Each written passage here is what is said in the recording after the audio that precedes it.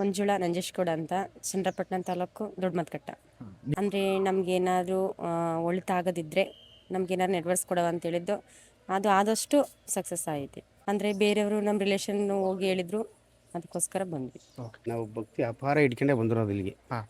ಯೂಟ್ಯೂಬಲ್ಲಿ ಮತ್ತು ಇನ್ಸ್ಟಾಗ್ರಾಮಲ್ಲೆಲ್ಲ ಬರ್ತತ್ತಲ್ಲ, ಹಂಗಾಗಿ ಅಪಾರನೇ ಇಟ್ಕೊಂಡು ಬಂದಿದ್ವಿ. ಮತ್ತು ನಮ್ಮ ರಿಲಯನ್ಸಲ್ಲೆಲ್ಲ ಸುಮಾರು ಜನ ಬಂದಿದ್ದಾರೆ, ನಮ್ಮ ಗ್ರಾಮದಿಂದಲೂ ಬಂದಿದ್ದಾರೆ. ಬಂದವರೆಲ್ಲ ಹೇಳಿರೋ ಹೊತ್ತಿಗೆ ಭಕ್ತಿ ಇದೆ ಅಂತೆಲ್ಲ ಬಂದಿರೋದಿಲ್ಲ. ನಮ್ಮ ಫೆನಲ್ ಕಾರ್ಡ್ ಏನಿದೆ ನಮ್ಮ ಮಿಸಸ್ದು, ಅವ್ರದ್ದು ಆಲ್ರೆಡಿ ಆಪ್ರೇಷನ್ ಮಾಡಬೇಕು ಅಂತ ಹೇಳಿದ್ರು ಡಾಕ್ಟ್ರು. ಹಾಗಾಗಿ ಅಲ್ಲಿ ನಮ್ಮ ಜನಗಳು ಹೇಳಿದ್ರಿಂದ ನಾವಿಲ್ಲಿ ಬಂದು ಸರಿ ಬಂದು ನಾವಿಲ್ಲಿ ಅರಕೆ ಕಟ್ಕೊಂಡು ಹೋಗಿದ್ದು. ಆದಷ್ಟು ಹುಷಾರಾಗಿದೆ. 1 ವರ್ಷ ಆಯಿತು ಆಲ್ರೆಡಿ ನಮ್ಮ ಮನೆಗಾಗಿ. ಇವಾಗ ಹುಷಾರಾಗಿದೆ. ಮತ್ತೆ ಬಂದಿದ್ವಿ. ಇನ್ನೊಂದು ಸರಿ ಬರ್ಬೇಕು ಅಂತೇಳಿ 3 ಸರಿ ಅರಕೆ ಕಟ್ಕೊಂಡಿದ್ವಿ. ಇನ್ನೊಂದು ಸರಿ ಬರ್ಬೇಕು. ಕೇಳ್ಕೊಳ್ಳೋದೆಲ್ಲನೂ ಕೊಟ್ಟಿದ್ದಾಳೆ, ಯಾವುದೂ ಕೊಟ್ಟಿಲ್ಲ ಅಂತ ಹೇಳಂಗಿಲ್ಲ. ಅದರಿಂದಲೇ ಬಂದದ್ದು ನಾವು ಇಲ್ಲಿ. ಭಕ್ತಾದಿಗಳು ಯಾವುದಕ್ಕೋಸ್ಕರ ಬರ್ತಿದ್ದಾರೆ ಹೇಳಿ? ದೇವ್ರ ನಂಬಿಕೆ ಇಟ್ಟೇ ಬರ್ತಿರೋದು. ಈಗ ಅವಳಲ್ಲಿರೋ ಶಕ್ತಿಯನ್ನು ಭಕ್ತಾದಿಗಳ ಮೇಲೆ ಬಿಟ್ಟಿರೋದಕ್ಕೆ ತಾನೇ ಭಕ್ತಾದಿಗಳು ಬರ್ತಿರೋದು. ಎಲ್ಲರೂ ಭಕ್ತಾದಿಗಳು ಬರೋಕ್ಕೆ ಸಾಧ್ಯನೇ ಇಲ್ಲ. ಅಪಾರ ಭಕ್ತಾದಿಗಳು ಅವಳು ಏನು ಶಕ್ತಿ ಇದೆ ಜನಗಳ ಮೇಲೆ ಬಿಟ್ಟಿದ್ದಾಳೆ. ಅದರಿಂದ ಜನಗಳಿಗೆ ಎಲ್ಲರಿಗೂ ಏನೇ ತೊಂದರೆ ಇದ್ದರೂ ಆ ತೊಂದರೆಗಳನ್ನು ನಿವಾರಿಸ್ತಾ ಇದ್ದಾಳೆ. ಅದರಿಂದ ಭಕ್ತಾದಿಗಳು ಬರ್ತಾ ಇದ್ದಾರೆ. ನಾವು ಕುಣಿಗಲ್ಲಿಂದ ಬರ್ತಿರೋದು. ನಾವು ತುಂಬಾ ಪ್ರಾಬ್ಲಮ್ ಇತ್ತು. ನಮಗೂ ಯಾರೋ ಹೇಳಿದ್ರು ಹಿಂಗೆ ಗೌಡ್ಗೆರೆಗೆ ಹೋದ್ರೆ ಈ ತರ ಎಲ್ಲ ಆಗುತ್ತೆ ಅಂತ. ನಾವು ಬಂದು ಇದು 7ನೇ ವಾರ ಬರ್ತಾ ಇರೋದು. ಆಗಿದೆ, ನಮ್ಗೆ ತುಂಬಾ ಒಳ್ಳೇದಾಗಿದೆ. ವ್ಯವಹಾರ ಎಲ್ಲ ಚೆನ್ನಾಗಾಗ್ಲಿ ಅಂತ ಕೇಳ್ಕೊಂಡಿದ್ವಿ. ನಡ್ಸ್ಕೊಡ್ತೀವಿ. ನಾವು ಫಸ್ಟ್ ಟೈಮ್ ಬಂದಿದ್ವಿ. ಫಸ್ಟ್ ಟೈಮ್ ಬಂದಾಗ ನಾವು ಕಾಯಿ ಕಟ್ಟಿದ್ವಿ. ಕಾಯಿ ಕಟ್ಟಿ 3ನೇ ವಾರಕ್ಕೆ ನಮ್ಗೆ ನಾವು ಅನ್ಕೊಂಡಿದ್ದು ನೆರವೇರ್ತು. ನಾವು 9 ವಾರ ಕಟ್ತೀವಿ ಅಂತ ಅರ್ಸ್ಕೊಂಡಿದೀವಿ. ಬರ್ತೀವಿ, ನಂಬಿಕೆ ಇದೆ. ಏನು ಅಂತಂದ್ರೆ ಫಸ್ಟ್ನೇ ವಾರ ಬಂದಾಗ ನಾವು ಲಾಸ್ಟ್ ಸಾಯಂಕಾಲ ಟೈಮ್ ಬಂದಿದ್ವಿ. ಸಾಯಂಕಾಲ ನಾವು ಅರ್ಸ್ಕೋಬೇಕಾದ್ರೆ ರಥ ಎಳಿಬೇಕಾದ್ರೆ ಆ ಮಂತ್ರ ಎಲ್ಲ ಏನೋ ಒಂಥರ ನಮ್ಗೆ ಒಂಥರ ಪಾಸಿಟಿವ್ ಎನರ್ಜಿ ತರ ಬಂತು. ನಮ್ಗೇನೋ ಒಂಥರ ಖುಷಿ ಆಯ್ತು. ಅವಾಗ ತುಂಬಾ ಮೇಡಮ್ ಪಾಪ ಅವರು ತುಂಬಾ ಪ್ರಾಬ್ಲಮ್ ಅಲ್ಲಿ ಇದ್ರು. ನಾವು ಇಬ್ರು ಕಾಯಿ ಕಟ್ಬೇಕಾದ್ರೆ ಅದೊಂಥರ ಮಂತ್ರ ಘೋಷ ತರ ಎಲ್ಲ ಬಂದು ಏನೋ ಒಂದು ಆಶೀರ್ವಾದ, ನಮ್ಗೆ ಏನೋ ಒಂದು ಪಾಸಿಟಿವ್ ಎನರ್ಜಿ ತರನೇ ಬಂತು. ನಾವು ಅವತ್ತೇ ಹೋಗ್ಬೇಕಾದ್ರೆ ಅನ್ಕೊಂಡ್ವಿ ತುಂಬಾ ಒಳ್ಳೇದಾಗುತ್ತೆ ಅಂತ. ಈಗ ಹಣಕಾಸಿನ ಪ್ರಾಬ್ಲಮ್, ನಾನು ಯಾವ್ದೋ ಒಂದು ಒಡವೆ ಕಳ್ದೋಗಿತ್ತು. ಇಲ್ಲಿಗೆ ಹೋದ್ರೆ ಏನೋ ಅನ್ಕೊಂಡ್ರೆ ಒಳ್ಳೇದಾಗುತ್ತೆ ಅಂತ ಅಂದ್ರು.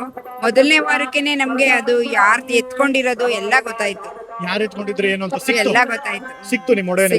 ಸಿಗ್ಲಿಲ್ಲ, ಒಡವೆ ಸಿಗ್ಲಿಲ್ಲ. ಅವ್ರ ತಾಯಿ ಬಂದು ನಮ್ಗೆ ಅಮೌಂಟ್ ಕೊಡ್ತೀವಿ ಅಂತ ಒಪ್ಕೊಂಡ್ರು. ಅದರಿಂದ ತುಂಬಾ ನಂಬಿಕೆ ಬಂತು. ಇದೇ ಆಗುತ್ತೆ ಬಂದ್ರೆ ಏನೋ ಒಂಥರ, ಇಲ್ಲಿಗೆ ಬಂದ್ರೆ ಏನೋ ಒಂದ್ಸರಿ ಮತ್ತೆ ಬರ್ಬೇಕಂತ ಅನ್ಸುತ್ತೆ, ನೋಡ್ಬೇಕು ಅನ್ಸುತ್ತೆ, ಏನೋ ಒಂಥರ ಖುಷಿ ಅನ್ಸುತ್ತೆ ಮನಸ್ಸಿಗೆ. ಏನೋ ಒಂಥರ ಇಲ್ಲಿ ಬಂದ್ರೆ ಒಂಥರ ತವ್ರ ಮನೆಗ್ ಬಂದಿರೋ ತರ ಫೀಲ್ ಅನ್ಸುತ್ತೆ, ಒಂಥರ ಖುಷಿ ಅನ್ಸುತ್ತೆ. ಇಲ್ಲಿ ಸರೌಂಡಿಂಗ್ ಅದು ಬಂದು ಒಂದ್ಸರಿ ಏನಾದ್ರು ನೋಡ್ಕೊಂಡು ಹೋದ್ರೆ ಅವ್ರಿಗೆ ಮತ್ತೆ ಬರ್ಬೇಕಂತ ಅನ್ಸುತ್ತೆ. ಆದ್ರೆ ಸಂಕಲ್ಪ ಮಾಡ್ಕೊಂಡಿರ್ಲಿ, ಅದೆಲ್ಲ ನೆರವೇರುತ್ತೆ, ಪಕ್ಕಾ ನೆರವೇರುತ್ತೆ. ಮತ್ತೆ ಯಾರಾದ್ರೂ ದುಡ್ಡು ಕೊಡ್ಬೇಕು ಅನ್ಕೊಂಡಿರೋರು ಕೊಡದೆ ಸತಾಯಿಸ್ತಿರೋರ್ ಬಗ್ಗೆ ಏನಾದ್ರು ಅನ್ಕೊಂಡ್ ಕಟ್ಟಿದ್ರೆ ಅದಾಗುತ್ತೆ. ಆಗುತ್ತೆ. ತುಂಬಾ ಖುಷಿ ಆಯ್ತು. ಅವ್ರಿಗೆ ಅನ್ಸ್ಬಿಡುತ್ತೆ ಸರ್, ಒಂದ್ ಸರಿ ನಂಬಿಕೆಯಿಂದ ಬಂದ್ರು ಅವ್ರಿಗೇನೆ ಮತ್ತೆ ಬರ್ಬೇಕು ಅಂತಾನೆ ಅನ್ಸ್ಬಿಡುತ್ತೆ. ಈಗ ನಮ್ಗೂನು ಅಷ್ಟೇ, ಯಾರೋ ಹೇಳಿದ್ರು, ಎಲ್ಲಾ ಕಡೆ ದೇವ್ರು ನೋಡಿದ್ದು, ಇಲ್ಲೂ ಬರ್ಬೇಕು ಅಂದ್ಕೊಂಡೆ ಬಂದ್ವು. ನಾವು ಫಸ್ಟ್ನೇ ದಿನಾನೇ ನಮ್ಗೆ ಇನ್ನೊಂದ್ಸರಿ ಬರ್ಬೇಕು ಅಂತ ನಮ್ಗೆ ಅನ್ಸ್ತು. ಕೋಮ್ಲಾ, ನಾವು ಬೆಂಗಳೂರಿಂದ ರಾಜಾಜಿನಗರ್ ಇಂದ ಬರ್ತಾ ಇರೋದು. ಇದು ನಾವು 3ನೇ ಸಾರಿ ಬರ್ತಾ ಇರೋದು. ನಾವು ಟಿವಿನಲ್ಲಿ ನೋಡಿದ್ವಿ, ತುಂಬಾ ಸತ್ಯ ಈ ದೇವರು ಅಂತ ಹೇಳಿ. ಅದಕ್ಕೆ ನಾವು ಒಂದಷ್ಟು ವಾರ ಬರೋಣ ಅಂತ ಹೇಳಿ ಬಂದಿದ್ವಿ. ತುಂಬ ಪವರ್ಫುಲ್ ದೇವರು. ನಾವು ಏನಾದರೂ ಅನ್ಕೊಂಡ್ರೆ ಅದು ಅರ್ಕೆ ಮಾಡಿಕೊಂಡ್ರೆ ಅದು ನೆರವೇರುತ್ತೆ ಅಂತ ಹೇಳಿದ್ರು. ಈಗ ತಾನೇ ಪುರೋಹಿತರು ಹೇಳಿದ್ರು, ಅವ್ರಿಗೆ ಕೋರ್ಟಿಂದ ನೋಟಿಸ್ ಬಂದಿತ್ತಂತೆ 6.5 ಲಕ್ಷ ಕಟ್ಟಬೇಕು ಅಂತ. ಆದರೆ ಅವರು ದೇವರಲ್ಲಿ ಭಕ್ತಿಯಿಂದ ಬೇಡ್ಕೊಂಡಿದ್ದಕ್ಕೆ ಅವ್ರು ಬೇರೆಯವರು ಬರೀ 35,000 ಕಟ್ಟಿದ್ರಂತೆ. ಆ ಥರ ತುಂಬ ಪವಾಡಗಳು ನಡೆಯುತ್ತೆ, ನೀವು ಅರ್ಕೆ ಮಾಡ್ಕೊಳ್ಳಿ, ನಿಮಗೂ ಒಳ್ಳೇದಾಗುತ್ತೆ ಅಂತ ಹೇಳಿದ್ರು. ನಾವು ಆ ನಂಬಿಕೆ ಮೇಲೆ, ಬಟ್ ಸುಮಾರು ಜನಕ್ಕೆ ಒಳ್ಳೇದಾಗಿದೆ, ಇಲ್ಲಿ ಬರೋ ಭಕ್ತಾದಿಗಳಿಗೆ ಒಳ್ಳೇದಾಗಿದೆ. ಮಕ್ಕಳಿಗೆ ಒಳ್ಳೇದಾಗಲಿ, ಅವ್ರು ಅನ್ಕೊಂಡಿದ್ದೆಲ್ಲ ನೆರವೇರಲಿ, ಮೊಮ್ಮಗ ಸೆಕೆಂಡ್ PUC ಒಳ್ಳೆ ಮಾರ್ಕ್ಸ್ ಬರಲಿ ಅಂತ ಹೇಳಿ, ನಮಗೆ ಯಾವುದೇ ದೇವರಾಗಲಿ ಆ ಶ್ರದ್ಧೆ ಭಕ್ತಿಯಿಂದ ಬೇಡ್ಕೊಂಡ್ರೆ ಅದನ್ನ ನೆರವೇರುತ್ತೆ. ನಾವು ಭಕ್ತಿ ಮೇನು, ಅವ್ರು ಹೇಳಿದ್ರು ಇವ್ರು ಹೇಳಿದ್ರು ಅಂತ ಬರಲ್ಲ, ನಾವು ಆ ದೇವಿನಲ್ಲಿ ಭಕ್ತಿಯಿಂದ ಬೇಡ್ಕೊಂಡ್ರೆ ನಮ್ಮ ಕಾರ್ಯ ನೆರವೇರಿಸುತ್ತೆ. ವಾರದಿಂದ ಬರ್ತಾ ಇದ್ದೀನಿ. ಮಗನಿಗೆ ಮದುವೆ ಆಗಬೇಕು, ಒಳ್ಳೇದಾಗಲಿ ಅಂತ ನನಗೆ ನನ್ನ ತಾಯಿ ಹೇಳಿದ್ರು. ನಾನು ಅವ್ರ ಪ್ರಕಾರದಿಂದ ಬಂದಿದ್ದೀನಿ. ನಾನು ಹೋಗ್ಬೇಕು ಅಂತಂದರೆ ಅಮ್ಮ ಅದು ಹೆಂಗೆ ಆಕಸ್ಮಿಕವಾಗಿ ಅದು ಹೆಂಗೆ ಬಸ್ ಸಿಕ್ಕುತ್ತೋ ಅದು ನನಗೆ ಆಗಿದೆ, ಒಳ್ಳೇದಾಗಿದೆ. ನಾನು ಶ್ರೀನಗರ ಹೋಗ್ಬೇಕಂದ್ರೆ ಎಷ್ಟು ದೂರ ಇದೆ ಅಲ್ವಾ? ಈಗ 6:30 7 ಗಂಟೆ ಬಿಟ್ಟರೆ ನಾನು ಚನ್ನಪಟ್ಟಣ ಹೋಗಿ ಅಲ್ಲಿಂದ ಡೈರೆಕ್ಟು ಸ್ಯಾಟ್ಲೈಟಿಂದ ಬಸ್ಗೆ ಹೋಗಬೇಕು. ಅಲ್ಲಿಂದ ಹೋಗ್ಬೇಕಂದ್ರೆ ಅಷ್ಟು ಬೇಗ ಆಟೋಮೆಟಿಕ್ಕಾಗಿ ನಾನು 9:30 ರೀಚ್ ಆಗ್ತೀನಿ ಮನೆಗೆ. ಅದು ಖಂಡಿತ. ಅವತ್ತು ಫಸ್ಟು ಸರಿ ಬರ್ಬೇಕಾದ್ರೆ ನನಗೆ ಆಕಸ್ಮಿಕ, ನಾನು ಒಂದು 7 ಗಂಟೆಗೆ ಹೋಗ್ತಾ ಇದ್ದೆ, ಅದು ನನಗೆ ಗೊತ್ತಿಲ್ಲ, ಅನುಭವ ಆಗಿಲ್ಲ. ಏನು ಮಾಡೋದು, ಇಷ್ಟು ಕತ್ಲೆ ಆಗೋಯ್ತಲ್ಲ, ಹೆಂಗೆ ಹೋಗೋದು ಏನು ಅಂತ ಅಂದ್ಕೊಂಡು ಹೋಗ್ತಾ ಇದ್ದೆ. ಯಾರೋ ಬನ್ನಾರ್ದ ಘಟ್ಟದಿಂದ ಹುಡುಗಿ ಕಾರ್ ನಿಲ್ಸಿಸಿ ನನ್ನ ಕರ್ಕೊಂಡು ತೊಗೊಂಡೋಗಿ ರಾಮನಗರನೇ ಇದಕ್ಕೆ ಸ್ಯಾಟ್ಲೈಟ್ಗೆ ಬಿಟ್ಟರು. ಅಲ್ಲಿಂದ ಆರಾಮಾಗಿ ನನ್ನ ಮನೆಗೆ ಹೋದೆ. ಅವಾಗ ನನಗೆ ತುಂಬ, ಆವಾಗಲೇ ನನಗೆ ಅನ್ನಿಸ್ತು, ಮೈ ಕೈಯೆಲ್ಲ ರೋಮಾಂಚನ ಆಯಿತು. ಅಮ್ಮ ನನಗೆ ತುಂಬ ನನ್ನ ಮನೆಯಿಂದ ಬರ್ಬೇಕಾದ್ರೂ ಅಷ್ಟೇ ಅಮ್ಮಂದು ಕ್ಯಾಲೆಂಡರ್ ಹಾಕಿದ್ದೀನಿ, ಮನೇಲಿ ಪೂಜೆ ಮಾಡಿ, ಅಮ್ಮನಿಗೆ ಮನೇಲೂ ಪೂಜೆ ಮಾಡಿ ಬರ್ತಾ ಇದ್ದೀನಿ. ಅಮ್ಮ ನಾನು ಇವತ್ತು ಬರಬೇಕು, ಇವತ್ತು ಟೈಮ್ ಆಗೈತೆ, ನಾನು ಹೆಂಗಮ್ಮ ಹೋಗೋದು ಹೆಂಗಮ್ಮ ಬರೋದು ಅದೆಲ್ಲ ನೀನೇ ನೋಡ್ಕೋಬೇಕು ಅಂತ.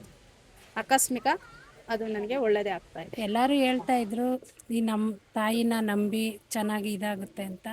ನಾವು ಆ ನಂಬಿಕೆಯಿಂದ ಬಂದಿದ್ದೀವಿ, ನೋಡಬೇಕು ಚೆನ್ನಾಗಿ. ಎಷ್ಟು ವಾರ ಆಯ್ತು ನಾವು ಬಂದು ಇದು 2ನೇ ವಾರ ಅಂತ ಹೇಳಿಲ್ಲ ನಮಗೆ. ಇಲ್ಲಿ ಡೈಲಿ ಬೇಕಾದರೂ ಕಟ್ಬೋದು, ಒಟ್ಟಿನಲ್ಲಿ 3 ತಿಂಗಳು ಒಳಗಡೆ ಕಟ್ಟಕ್ಕೆ ಹೇಳಿದ್ದಾರೆ. ನಾವು ಅದಕ್ಕೆ ಮೊನ್ನೆ ಸಂಕಷ್ಟಹಾರ ಇತ್ತಲ್ಲ ಅವತ್ತು ಬಂದಿದ್ವಿ, ತಿರ್ಗಾ ಇವತ್ತು ಬಂದಿದ್ದೀವಿ. ಆ ತಾಯಿ ನಾವು ಅಂದ್ಕೊಂಡಿದ್ದು ನೆರವೇರಿಸ್ಕೊಡ್ಲಿ ಅಂತ ನಾವು ಕೇಳ್ತಾ ಇದ್ದೀವಿ. ನಾವು ಬಂದೀಗ ಕಾಯಿನ ಏನಕ್ಕೆ ಕಟ್ಟಬೇಕು ಸರ್? ಯಾವ ಕಾರಣ ಕಟ್ಟಬೇಕು? ಕಾಯಿ ನಿಮ್ಮ ಇಷ್ಟಾರ್ಥ ಸಿದ್ಧಿಗಳಿಗೆ, ಅಥವಾ ಏನಾರು ಕೋರ್ಟ್ ಕೇಸು, ಅಥವಾ ಮನೆಯದು, ಅಥವಾ ಸಂತಾನ ಭಾಗ್ಯದ್ದು, ಅಥವಾ ಯಾವ್ದಾರ ಕೆಲಸ ಉದ್ಯೋಗಿದ್ದು, ಯಾವ್ದಾರ ಸಮಸ್ಯೆ ಇದ್ದರೆ ನೀವು ಫಸ್ಟು ಚಾಮುಂಡೇಶ್ವರಿ ದೇವಸ್ಥಾನಕ್ಕೆ ಬಂದು ಅಮ್ಮನವ್ರ ದರ್ಶನ ಮಾಡಿ ಗರ್ಭಗುಡಿಲಿ, ಮತ್ತೆ ಬಂದು ಕಾಯಿ ತಗೊಂಡು ಮೇಲ್ಗಡೆ ಅಮ್ಮನವ್ರ ದೇವಸ್ಥಾನ, ಅಮ್ಮನವ್ರ ವಿಗ್ರಹ ಹೋಗಿ ಮಂತ್ರಿಸ್ಕೊಡ್ತಾರೆ. ಅಲ್ಲಿ ಬಂದು ಬಸವಪ್ಪನವ್ರ ಗದ್ಗೆ ಇದೆ, ಅಲ್ಲಿ ಬಂದು 7 ಪ್ರದಕ್ಷಿಣೆ ಮಾಡಿ 7 ವಾರ 7 ವಾರ ಕಟ್ಟಬೇಕು. ಅರ್ಕೆ ಕಾಯಿನ ಸಂಕಲ್ಪ ಮಾಡ್ಕೋಬೇಕು ಫಸ್ಟ್. 7 ವಾರ ಕಟ್ಟಬೇಕು. ಹೌದು. ನಾವು ಯಾವ ವಾರ ಬಂದಿರ್ತೀವಿ ಅದೇ ವಾರ ಕಟ್ಟಬೇಕಾ ಇಲ್ಲ ಬೇರೆ? ಆ ಥರ ಏನಿಲ್ಲ, ನಿಮ್ಗೆ ಅನುಕೂಲ ಆದಾಗ ಯಾವ ವಾರನಾರು ಬಂದು ಕಟ್ಬೋದು. ಅದರಲ್ಲಿ ಏನಪ್ಪ ಅಂದರೆ ಅಮ್ಮನವ್ರ ವಾರ ಅಂದರೆ ತುಂಬ ಪ್ರೀತಿ, 7 ಅಂದರೆ ಅಮ್ಮನವ್ರಿಗೆ ಇಷ್ಟ ಕಾಯಿ, ಅದಕ್ಕೆ 7 ವಾರ ಅಂತ ಕಟ್ಟಬೇಕು. 7 ವಾರ ಬರಬೇಕು, 7 ಪ್ರದಕ್ಷಿಣೆ ಹಾಕಬೇಕು, ಕಾಯನ್ನ ಕಟ್ಟಬೇಕು. ಹೌದು ಸರ್. ಮತ್ತೆ ಇಲ್ಲಿ ಯಾವ್ಯಾವ ಹರಕೆ ಇದೆ ಸರ್? ಉಪ್ಪಿನ ಸೇವೆ ಇದೆ, ಬೆಲ್ಲದ ಆರತಿ ಇದೆ. ಉಪ್ಪಿನ ಸೇವೆ ಏನಕ್ಕೆ ಮಾಡ್ತೀವಿ? ಉಪ್ಪಿನ ಸೇವೆ ದೃಷ್ಟಿ ನಿವಾರಣೆಗೆ, ಅಥವಾ ಶತ್ರುಬಾಧೆ ನಿವಾರಣೆಗೆ. ನಮಗೆ ಯಾರ ದುಡ್ಡು ಕೊಡಬೇಕು ಅಥವಾ ಏನೋ ಸಮಸ್ಯೆ ಇದೆ, ದೃಷ್ಟಿಯಾಗಿದೆ ಜನಗಳ ದೃಷ್ಟಿಗೆ, ಅದು ದೃಷ್ಟಿ ನಿವಾರಣೆ ಮಾಡ್ಕೊಳಕ್ಕೆ. ದೃಷ್ಟಿ ನಿವಾರಣೆಗೆ ಉಪ್ಪಿನ ಸೇವೆ. ದೀಪದ ಸೇವೆ ಸರ್? ದೀಪದ ಸೇವೆ, ಬೆಲ್ಲದ ದೀಪದ ಸೇವೆ ಒಂದು, ಏನೋ ಸಾಲ ತೊಂದರೆ ಇದ್ದರೆ, ಅಥವಾ ಹಣಕಾಸು ಯಾವ್ದಾರ ಇದ್ದರೆ, ಅಥವಾ ಆರೋಗ್ಯದ ಬಗ್ಗೆ ಮತ್ತು ಶಿಕ್ಷಣದ ಬಗ್ಗೆ ಬೆಲ್ಲದ ಸೇವೆ ಮಾಡಬೇಕು. ಬೆಲ್ಲದ ಸೇವೆ ಇದ್ರ ಬಗ್ಗೆ ಅದು ತೀರ್ಥಸ್ಥಾನ ಪ್ರತಿ ಭಾನುವಾರ ತೀರ್ಥಸ್ಥಾನ ಮಾಡ್ತಾರೆ. ಬೆಳಿಗ್ಗೆ 7ರಿಂದ ಮಧ್ಯಾಹ್ನ 2 ಗಂಟೆವರೆಗೆ. ಅಮಾವಾಸ್ಯೆ ಹುಣ್ಣಿಮೆ ಪ್ರತಿ ಭಾನುವಾರ. ಅದು ವಿಶೇಷತೆ ಏನಂದರೆ, ತೀರ್ಥಸ್ಥಾನ ಹಾಕ್ಸ್ಕೊಳ್ಳೋಕೆ ವಿಶೇಷತೆ ಅಂದರೆ, ಈಗ ಆರೋಗ್ಯದ ಸಮಸ್ಯೆ ಇರ್ಬೋದು, ಮಂಡಿ ನೋವು ಇರ್ಬೋದು, ಮೈಕಾಲ್ ಏನಾದ್ರು ಪ್ರಾಬ್ಲಮ್ ಇದ್ದರೆ ಆರೋಗ್ಯದಲ್ಲಿ, ಆ ಭಗವಂತನ ಬಸವಪ್ಪನವ್ರ ತೀರ್ಥಸ್ಥಾನ ಮಾಡಿಸ್ಕೊಂಡ್ರೆ ಅವ್ರ ಆರೋಗ್ಯ ಸುಧಾರಣೆ ಆಗುತ್ತೆ.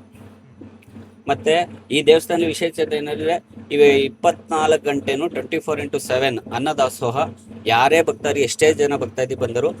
ಮತ್ತು ಇಲ್ಲಿ ಬೆಳಿಗ್ಗೆ 6:30ರಿಂದ ಮಹಾಮಂಗಳಾರತಿ ಸ್ಟಾರ್ಟ್ ಆದರೆ ರಾತ್ರಿ 8:30 ಗಂಟೆನೂ ಫ್ರೀ ದರ್ಶನಕ್ಕೆ ಏನೂ ತೊಂದರೆ ಇಲ್ಲ, ದರ್ಶನ ಆರಾಮಾಗಿ ಮಾಡ್ಬೋದು.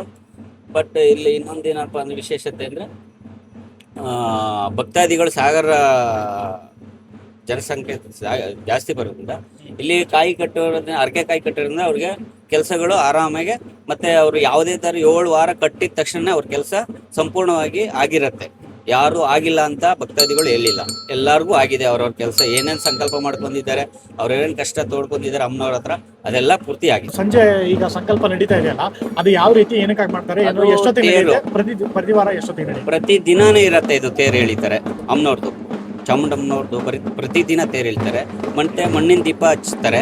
ಮತ್ತೆ ಮಣ್ಣಿನ ದೀಪ ಹತ್ತಿದ್ರೆ ಅವ್ರು ಸಂಕಲ್ಪ ಮಾಡ್ಕೊಂಡು ದೀಪ ಹಚ್ಚಿದ್ರೆ ತಾಯಿ ಅವ್ರು ಏನು ಸಂಕಲ್ಪ ಮಾಡ್ಕೊಂಡಿರ್ತಾರೆ, ಏನು ಕಷ್ಟಗಳನ್ನು ಹೇಳ್ಕೊಂಡಿರ್ತಾರೆ, ಅವ್ರಿಗೆ ಅಮ್ಮ ತೇರಿನ ಇದು ಮಣ್ಣಿನ ದೀಪದಲ್ಲಿ ಪರಿಹಾರ ಮಾಡ್ತಾರೆ.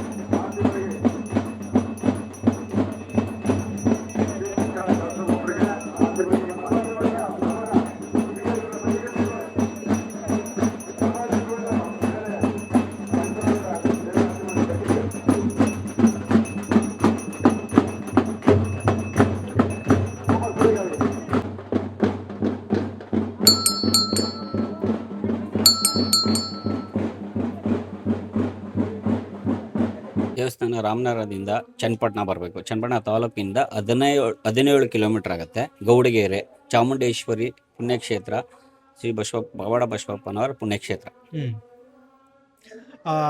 ಸರ್, ಇಲ್ಲಿ ಬರೋಕೆ ಅನುಕೂಲವಾಗಿ ನಮಗೆ ಯಾವ ರೀತಿ ಸೌಕರ್ಯ ಇದೆ ಸರ್? ಸಾರಿಗೆ ಸೌಕರ್ಯ ಸಾರಿಗೆ ಬಸ್ ಇದೆ, ಉಚಿತ. ಎಲ್ಲ ಥರದ್ದು ಎಲ್ಲ ಕಡೆಯಿಂದನೂ ಬಸ್ ಉಚಿತ ಇದೆ.